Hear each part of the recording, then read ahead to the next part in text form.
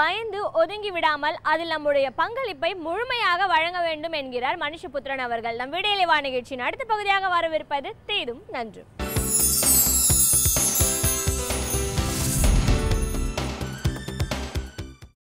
வணக்கம் நண்பர்களே, இன்னும் ஒரு இனிய காலை பொழுதில் தீதும் நன்றும் நிகழ்ச்சியில் உங்களை சந்திப்பதில் மிக்க மகிழ்ச்சி அடைகிறேன்.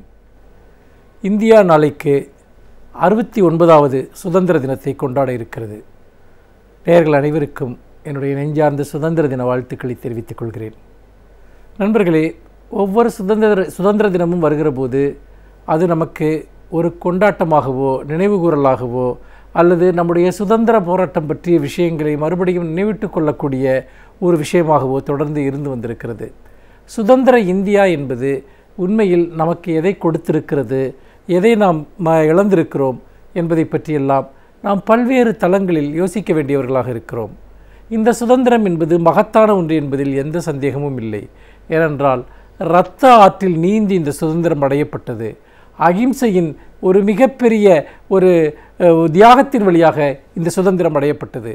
இப்படியாக ஒருபுறம் மிகப்பெரிய கொடுமைகளையும் இன்னல்களையும் அனுபவித்த இந்த நாட்டினுடைய மக்கள் சரிநிகர் சமானமாக வாழ வேண்டும் என்பதற்காக எவ்வளவோ பேர் தன்னுடைய இன்னுயிரை ஈந்த ஒரு தினமாக நாளை கொண்டாடப்படக்கூடிய இந்த சுதந்திர தினம் என்பது இருக்கிறது.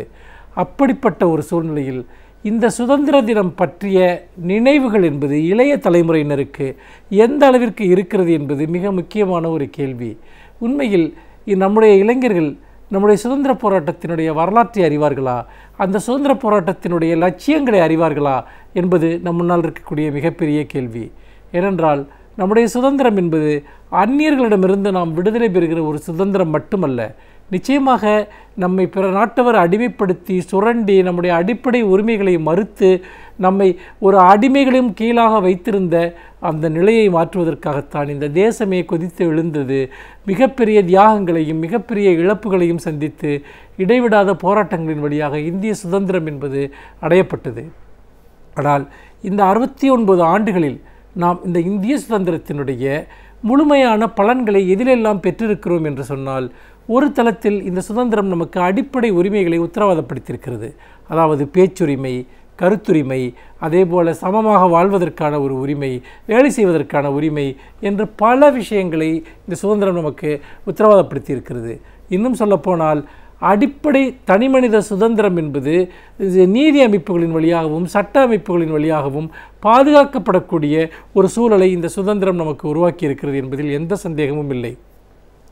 அரசு என்னதான் ஒடுக்குமுறைகளை கொண்டு வந்தாலும், அதிகார அமைப்புகள் என்னதான் தனிநபர்களின் மீது வன்முறையை பிரயோகித்தாலும் கூட அல்லது ஒடுக்குமுறையை பிரயோகித்தாலும் கூட நாம் நீதிமன்றங்களின் வழியாகவும் அறப்போராட்டங்களின் வழியாகவும் நியாயம் தேட முடியும். உண்மையில் இந்த நாட்டில் இருக்கக்கூடிய எந்த பிரச்சனையும் பற்றியும் நாம் சுதந்திரமாக பேசலாம், எழுதலாம் என்கிற ஒரு ஊடக சுதந்திரம், இப்படி பல்வேறு விதமான தளங்களில் ஒன்று சமூக தளத்தில் சமத்துவம் சார்ந்த கோட்பாடுகள் நிலைநிறுத்தப்பட்டிருக்கின்றன. இன்னொரு புறம் நம்முடைய வெளிப்பாட்டு சுதந்திரம் என்பதும் போராடுவதற்கான சுதந்திரம் என்பதும் உரிமைகளை பாதுகாத்துக் கொள்வதற்கான சுதந்திரம் என்பதும் சுதந்திர இந்தியாவில் பாதுகாக்கப்பட்டிருக்கிறது என்பதை நாம் மறந்துவிடக்கூடாது. எந்த ஒரு பெரிய அமைப்பையும் நாம் சுதந்திரமாக விமர்சித்து பேசக்கூடிய அல்லது தனிமனிதர்கள் பொறுப்புடன் கூடிய சுதந்திரமாக வாழ்வதற்கான முழுமையான சுதந்திரம் தொடர்ந்து பாதுகாக்கப்படுகிறது. அதற்கு என்ன ஒரு இடையூறுகள் வந்தாலும் கூட அந்த இடையூறுகளை எதிர்த்து போராடுவதற்கான சுதந்திரமும் நம்முடைய இந்த அமைப்பிலேயே இருக்கிறது என்கிற விதத்தில் பார்க்கிற போது இந்த ஆகஸ்ட் 15 என்பது உண்மையில் ஒரு மகத்தான ஒரு தினம் என்பதில் எந்த விதமான சந்தேகமும் இல்லை. ஆனால் நம்முடைய இளைஞர்கள் இந்த வரலாற்றை நினைவு கூறுகிறார்களா என்று பார்க்கிற போது நிறைய பேருக்கு சுதந்திர போராட்டம் என்பது ஒரு மங்கலான ஒரு சித்திரமாக இருக்கிறதே ஒழிய அந்த சுதந்திர போராட்டத்தினுடைய லட்சியங்கள் என்பது பெரும்பாலாருடைய மனதில் இல்லை என்று தான் சொல்ல வேண்டும். இன்றைக்கு நம்முடைய நாட்டில் இருக்கக்கூடிய ஒரு மிகப்பெரிய பிரச்சனையாக இருப்பது என்பது வகுப்புவாதமாகும்.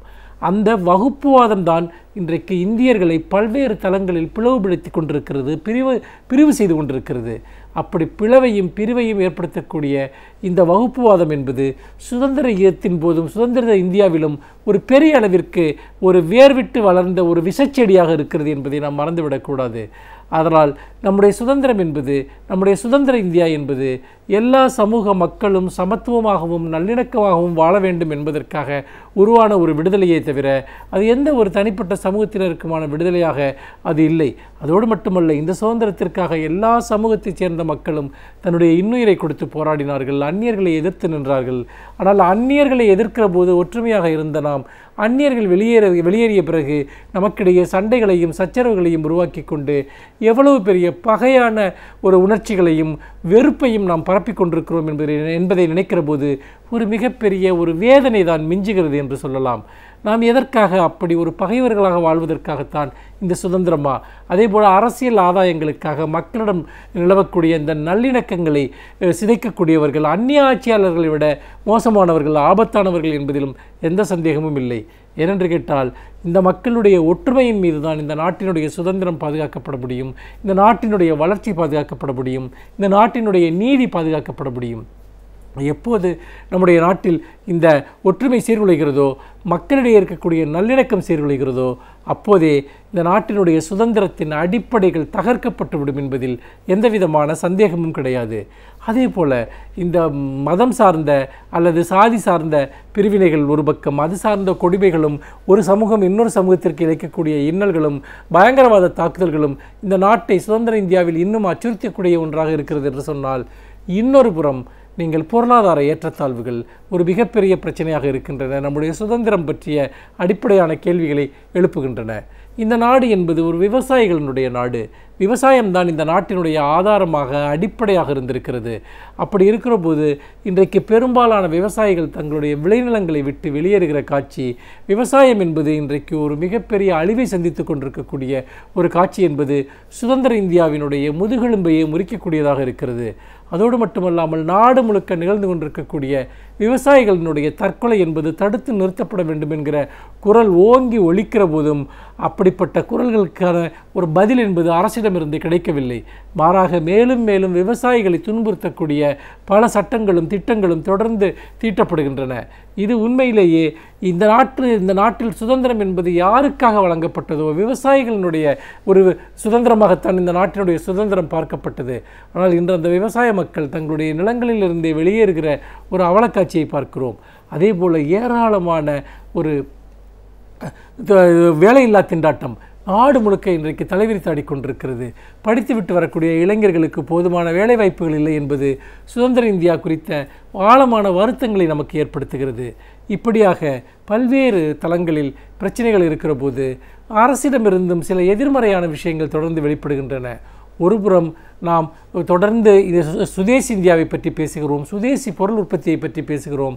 ஆனால் இன்னொரு புறம் அந்நிய நாட்டு நிறுவனங்களுடைய, பன்னாட்டு நிறுவனங்களுடைய அசுரக்கைகள் நம்மை தொடர்ந்து வளைத்து பிடித்து வருவதை நாம் பார்க்கிறோம். எல்லா துறையிலும் அவர்களுடைய தலையீடுகள், இயற்கை கட்டுப்பாடற்ற இறக்குமதிகள் என்று இந்தியாவினுடைய சுதேசி பொருளாதாரம் பெருமளவுக்கு அழிந்து வரக்கூடிய ஒரு சூழ்நிலையும் பார்க்கிறோம். அதே போல் இன்னொரு புறம் ஒவ்வொன்றாக ஒவ்வொரு விஷயத்தின் மீது அரசு தொடர்ந்து தடைகளையும் அவசர சட்டங்களையும் பிறப்பித்து கொண்டிருப்பது என்பது சுதந்திர இந்தியாவினுடைய இறையாண்மை குறித்த கேள்விகளை எழுப்புகிறது. எல்லோருக்கும் சுதந்திரம், பொறுப்புடன் கூடிய சுதந்திரம், தேசபக்தியுடன் கூடிய சுதந்திரம், வளர்ச்சிக்கான சுதந்திரம் என்பது தனிமனிதர்களுடைய சுதந்திரத்திலிருந்து தொடங்கி அமைப்புகள், நிறுவனங்களினுடைய சுதந்திரத்தின் வழியாக அது வளர்த்தெடுக்கப்பட வேண்டும். அப்படி வளர்த்தெடுக்கப்படுகிற போதுதான் இந்த சுதந்திர தினத்தை நாம் இன்னும் அர்த்தபூர்வமாக கொண்டாட முடியும் என்று சொல்லி, இந்த சுதந்திர தினம் என்பது நமக்கு சுதந்திரத்தினுடைய அர்த்தத்தை இன்னும் விரிவான தளத்தில் கற்பிக்கட்டும் என்று சொல்லி மீண்டும் இன்னும் ஒரு புதிய சிந்தனையோடு உங்களை சந்திக்கிறேன். நன்றி, வணக்கம்.